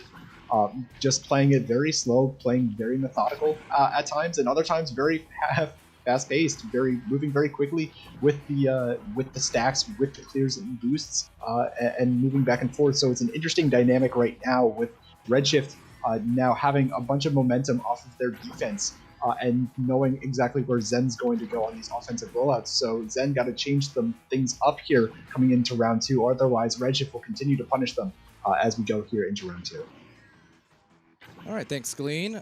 As always, in the sideline analysis, we are getting right back into the groove with round 2 about to start. So we'll see what adjustments are made here. But as he alluded to, defense certainly a big factor here at Master Tier as much as anything. Can produce lower scoring games now and then, for sure.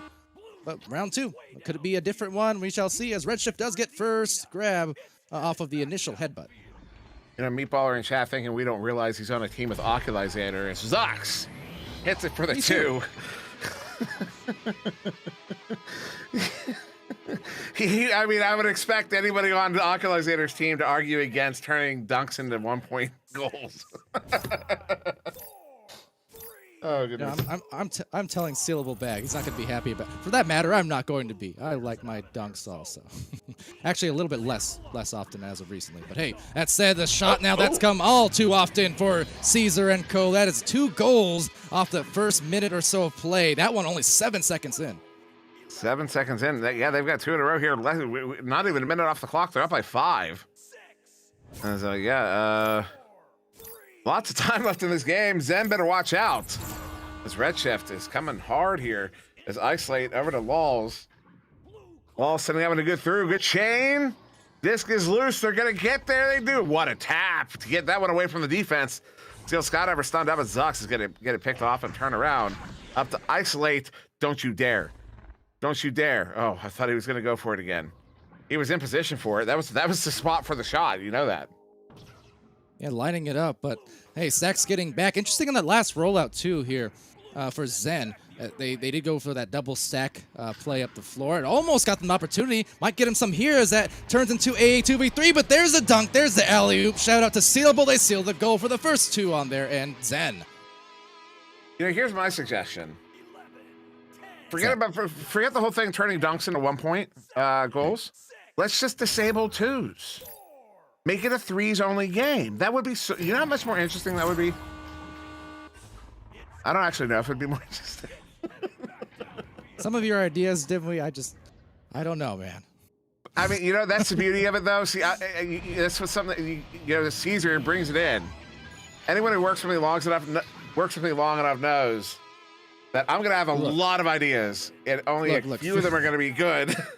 But when they're good, they're pretty good, right? Yeah, exactly. Right now, you're doing a pretty good job. First, offending Oculizator, and now take away 3s. Now you're just offending me. Wait, why? How am I offending Oculizator? This is consistent with everything I've ever said about the man. He is the most dangerous man in the bubble, right? He drives to the goal like nobody else can, which means he is going to benefit from dunks more often than others, there's nothing wrong with that. But you want to take that away from him? Oculizator has children. I just like the conversation it creates as a 7-point lead here to Redshift. And also, I was able to give Meatballer some of the business there too. So that's always a good time. I don't think Oculizator has children. I'm pretty sure he doesn't. But I'm just saying, theoretically, you're taking food off the plate. Okay, you're taking points off the plate of Oculizator, and I'm not cool with it. Look, you're right. Okay. You're right. We would call it the Oculizator nerf. Zox! I think they need to nerf Redshift, Dimwee. Oof. 10-point lead here. This is the time for a timeout, indeed. Somebody over there is wise. There's probably a headset on the floor right now. After that 10-point lead here, 6.5 still to go in the second round. This is quite the performance from Redshift. Explosive. And this is what we were again kind of saying a little bit or Glean was saying in the timeout, how it was lower scoring of a first round compared to what you sometimes might expect, especially when you look again at some of the really offensively talented players on the team, but it's because the defense was so good. At the same time, as I also opened up the stream with saying, comparing how our initial venues matches were and the kind of different styles of gameplay you see. In Master, you do get all styles, and sometimes it's not always in the same round, but you'll get those fast, really fast rounds. You'll get those slower defensive rounds. Sometimes you will get the mix of both. But that's kind of the nice thing, is that everyone here can do basically everything, or else they wouldn't be here in the top 1% in Master Division in the first place. Yeah. You're here for a reason. Yeah. Well, the reason we're here, aside of course, to feature our fantastic teams on these weekly venue streams, also our sponsors who support these streams. So I want to give them a quick shout out again as well for lending their support, of course, in HyperX, Asterion Products, VR Cover, Rebuff Reality, VRware.net, as well as ProTube VR. All the support here from our sponsors on the season in this community-driven league, always appreciated. And from everyone who's watching across, whether it's venues or Facebook Live, YouTube Gaming, of course, Twitch.tv here /VR Master League for our venue streams. Appreciate you guys joining us, and go download as well the Venues app if you have not already. If you have a Quest 2, go download it from the store. It is free, and it's a really fun experience there to watch these games kind of in a theater and a crowd scenario. And I know both Glean and Dimwee have actually been in these venues for these events, during these events as well. It's a fun time. And it's also, I'm pretty sure what I heard an announcement recently that it's going to soon, Venues is going to be incorporated into Venues and what's the office one? Offices? Is that what it's called? What's it called? Meta, whatever, workspace, whatever it is. They're all going to be incorporated. Basically, they're going to be combined into one app. So like you'll be going to Venues in Horizons. It's kind of part of their. It's kind of part of the Meta initiative, that the Metaverse initiative there. Yeah, and Echo VR, as much as anything, part of that whole metaverse, that whole VR universe that we have building across the last several years. We're entering. I talked about this being the 5-year anniversary of VRML as of this last month, and Echo Arena, it's heading into its 5th anniversary in the next several months, over in July, towards the end of July, I think the 20th, if I recall correctly, or something around that area. I mean, we've just seen it absolutely grow and then explode in recent years thanks to the Quest.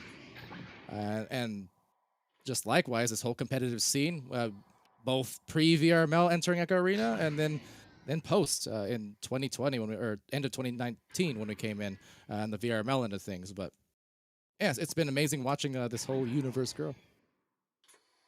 It really has been, and it continues to grow, and we continue to see all sorts of cool stuff. That game Zenith released not long ago, and it's a proper MMO. If you're into MMOs, like I had to stop playing it basically because either I ruin my life on an MMO or I can't play it at all.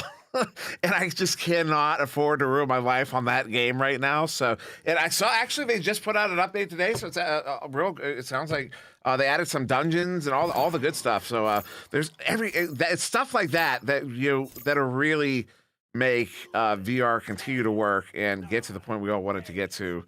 As we are going to start here back in round 2. After that nice time out there, 12-2, Redshift took a 10-point lead there right before Zen took that timeout as they come out with this possession.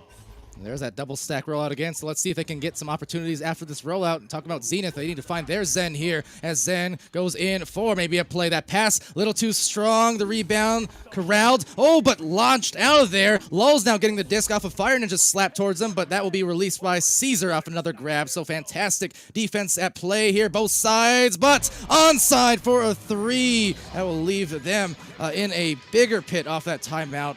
Steel Sky. And don't miss, not from that deep. That open, for that matter. Yeah, and you're not going to be able to afford those at this point in the game. That's a 13-point lead. Redshift is running right now. They're sprinting away with this. Zen really have to get this under control, and that's not going to help. Their head game is already suffering. That's why they took a timeout. That's going to be another turnover there. They got 2 back on defense. Stack is going to get back. They have 3 in the bubble now. As the Fire Ninja is going to play the outman there, try to pressure these passes. Now Zucks with it. Nice coverage here from Zen on defense, although maybe a little bit too aggressive there on the outside. There's a big setup. They're going to bring it in for the 2. 15-point lead with 5 minutes to go. Yeah, this is normally I use that 20-point metric, right? In VRML rule set, I say first team to 20 wins, just because it's rare to see two teams scoring near 20. Usually it's one team getting really, really hot to get that many points. To do that in 5 minutes is actually an incredible metric here, not one that you see all too often. No, not all that often indeed. Is Zox, are they going to get another one here? As Citizen flips, re-inverts. The shot goes a little bit wide. And Zox with it there on the far side, sending it up to Caesar, who hits below. Oh, missed that pass there. They were looking for that one that'll get him within one, but instead Isolate picks it off, sends it away. We're going to have a proper race for this one. Who's going to win it? See too many stuns in the backfield. It will turn over back into the hands of Redshift. Yeah, there were a lot of stuns to enable that lone Redshift player to recover as they'll dish it off to Zux from Caesar, but losing it there. So here you go, maybe a lane for a 2-on-1. The defense trying to get back in. They're going to force that reset really nicely, and unfortunately no one there for it on that note. So trying to collapse onto the disc as Isolate has only a brief second before the clear, gets bounced into the trap where it's taken over, and now an exposed goal. Could it be a little high, looks like, but rebounded, and now it's stunned out was Zux by Fire Ninja. And this is loose far side. It's going to be a race for it again. Good stack there. Pick it up. That's why stacks, even in your own zone, are really important, as somehow Zox is going to get there first, turns it right back around. That's a long heave. Ooh, just off the post and right back out of the bubble into the hands of Blue. That's Lol sending it through. Right there in the hands of Citizen. So some give and goes here. Some give backs. A steal, look for an impasse. Uh-oh. Look at the 1v1 here. Caesar, no. Big setup, Citizen. Look at that. That was just beautiful teamwork. That's a 17-point lead as Oculizator has made his way into the chat. Surely been pinged by someone, wasn't me. Might have been couple people, I think, at this point. But yeah, you know what I like about that last play from Redshift? The fact that they're already ahead by 15 points at the time. But they still played their positions well. They had those backfielders, the interceptors. They have the defenders down the goal. There he is. Not a surprise. Steel Sky getting one of those head-on saves like he does, like he tends to do. They're going to go into the blue and recover right off that nest. No, right below, actually, as Caesar gets a grab on it, but gets stunned by Fire Ninja, bringing in the heat before, again, the disciplined from Redshift. They'll get the disc back again for a dunk on in. Caesar from Citizen. Redshift now with a 19-point lead, which means any goal will end this game early if it's from Redshift. Zen now fighting just to avoid a mercy here.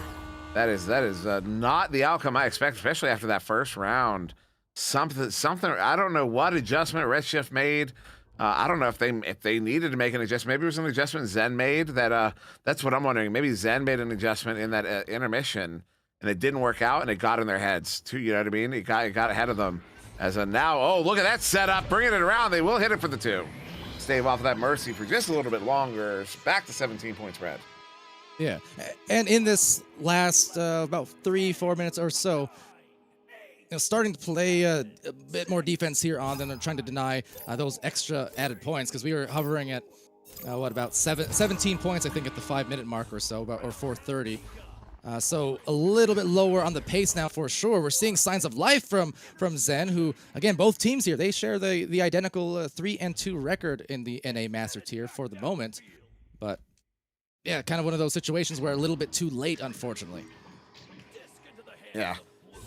Too little too late as Lulz trying to, gives it right back to the Citizen. And there to steal is, will be round 2 in the hands of Redshift for sure at this point. It's 45 seconds to go. What a performance! Zen looked phenomenal in that first round. It was a really tight game, but Redshift just really coming to fight, coming to play. As some good defensive looks from Zen right now as they're staving off. They are staving off the mercy. They will stave it off, although I guess not necessarily yet. There's still a little bit. Ooh. Caster's curse in a nutshell, and that will cap off the game.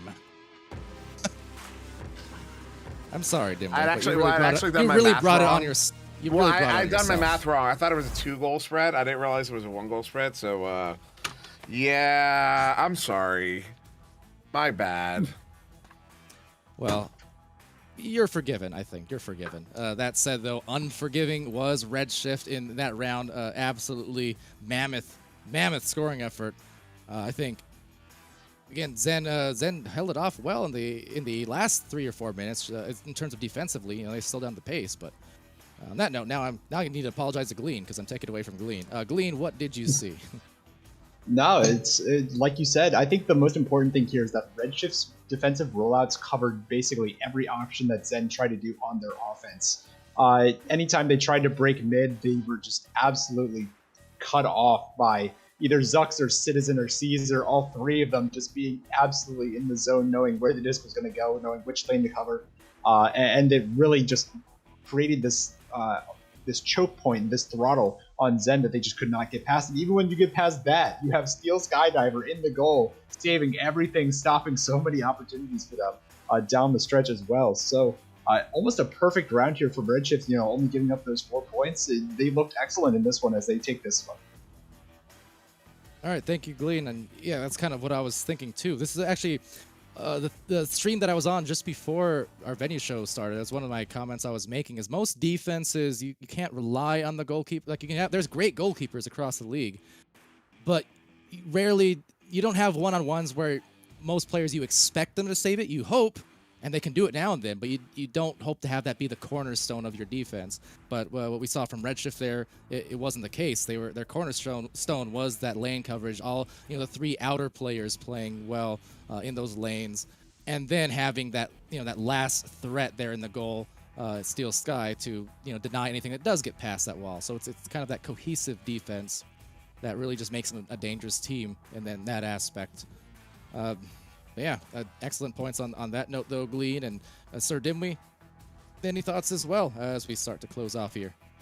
No, I mean, just Redshift continues to get better. They've always that core has always continued to just improve over time. They're very serious about it, and they've gotten more and more serious about it over the years. And I can't wait to see them eventually contest a championship. Yeah, well, absolutely. Likewise, though, for this core now, they lost Goran Jr. On this team, but otherwise, these 3 of the 4 we saw here tonight coming directly from High Voltage last season, renamed now to Zen. But High Voltage also one of those teams where they've had those kind of core of players across seasons.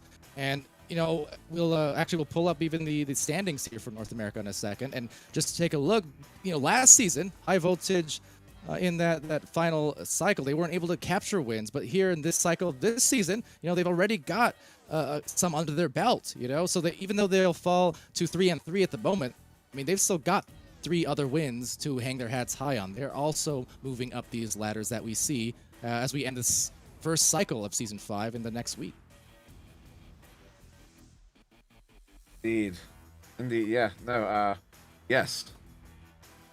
Yes. All right. Well, and that aside, I had nothing to add there. And that aside, also you see on the challenger ladder of things too. Ace, along with Bite of 87, Click. 3 teams there riding high at the top with a lot more wins than losses, and Bite of 87 and Click, no losses in their case. But a lot of those teams, and I'll throw obviously Spaghetti, Havoc Nightmares. I mean Gen Z. There's a lot of volatility there in Diamond Challenger Cup, which we'll have in 2 weekends from now. 2 weekends from now to determine who stays and or moves into Master. It's going to be an exciting race in really all our regions here. Same thing over like on the European side. So we'll take a look at what's going on there as well. The fact that we have at the top of Masters, Blast, a returning team from multiple seasons of ESL and then from a preseason of VRML.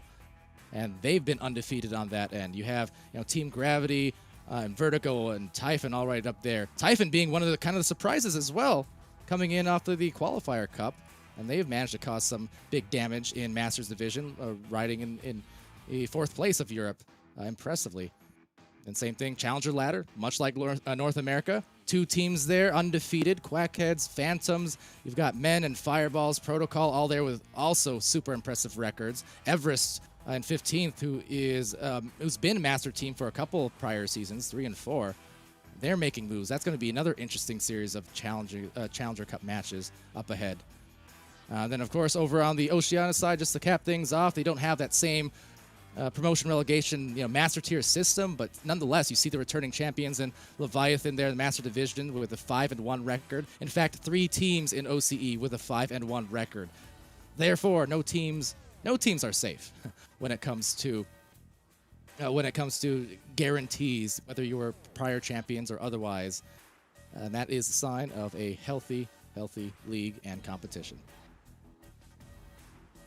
But that said, I think that will do it for us here in VRML. This will conclude our Sunday streams and here on venues as well. So thank you once again to Sir Dimwee casting with me here, Glean on the sidelines, Newton Dad manning the cameras oh so well, and I've been Palador still. Everyone else in the Twitch chat, Facebook, YouTube, venues, thank you for joining us very much.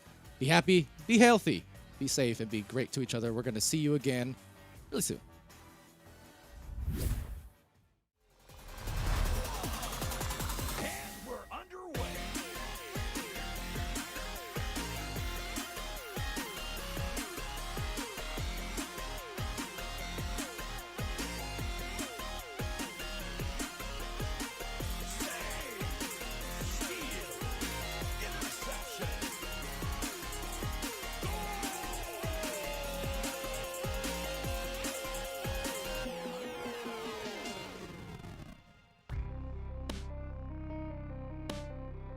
VRML Echo Arena is brought to you by HyperX, Asterion Products, Border Foods, VR Cover, ProTube VR, Rebuff Reality, and VRware.net.